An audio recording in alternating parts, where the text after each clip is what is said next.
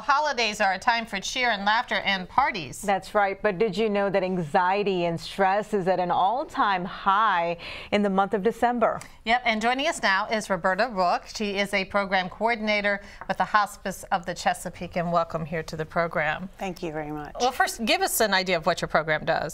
Well, we are actually known as the Chesapeake Life Center. We are both a part of Hospice of the Chesapeake, in the sense that we serve families and patients after the loss of a loved one, and we also serve the community at large so that we can help anyone who has experienced the death of someone to any cause. That could be anything from a natural death to suicide or homicide. Now, Ms. Rook, are you seeing an increase in your office this time of the year with folks coming in?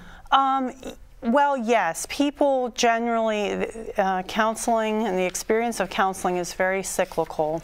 Often people will hold on in the late summer, and then as the fall approaches, they do come in more, and then right at the holidays, they're immersed in the holidays, and then they kind of stop with counseling services. But basically, they are seeking services at a little higher level at this time of year because of trying to determine how they're going to deal with the holidays. Do you find that many people shy away from counseling because of either the cost or cultural reasons? Absolutely. I would say that with grief counseling, it's a little, there's less of a stigma, but there still is a stigma. People feel that maybe I'm crazy or maybe I'm weak for seeking out counseling. And is it affordable? Will I be able to afford it coming in?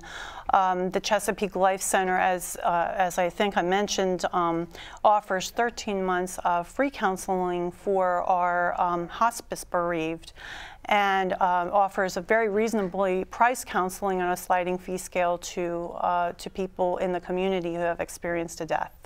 Now, there is a difference between grief and depression, and they're not interchangeable. They are definitely not interchangeable. People use the word depression kind of loosely in our culture, you know, to say, well, I'm depressed, I'm sad. Grief is not depression, because grief is a very normal reaction to an event that happens, unfortunately, to all of us.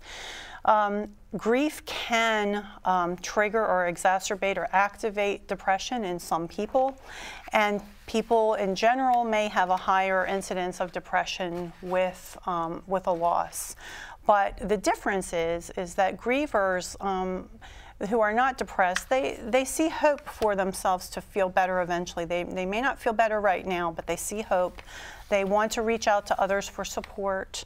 And it's not a constant state of sadness or lethargy, as it often is in depression.